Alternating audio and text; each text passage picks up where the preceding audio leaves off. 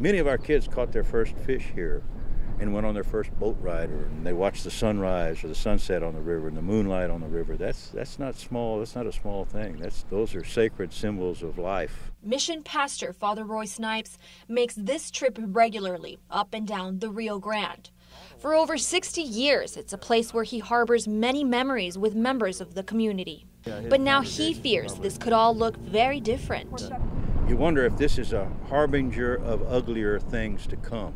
On Tuesday, Congress passed a budget bill that includes almost $450,000 for 25 miles of levee fencing along this area of the border. It could wall off residences and properties, along with the La Lomita Chapel, a historic landmark in the city. For Father Roy, the wall would not only be a physical barrier, but a symbolic one as well. It's very ugly. Like, we're afraid that King Kong lives on the other side of the river and we have to protect ourselves. What are they going to do? Are they going to inspect us all? Or the guys with blue eyes can come and the people that don't have blue eyes can't get in again? With the wall, about 150 feet of the riverside of the levee is needed for road enforcement. That's just about how far the chapel is to the river levee. Some tourists say this is just not the right place for it. There's a lot of places that the wall shouldn't come through. I'm not saying it's right, it's wrong, but not through here. Not through a church.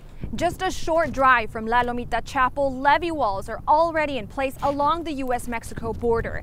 And residents anticipate that if the border construction does indeed go up in that area, it could look a lot like this.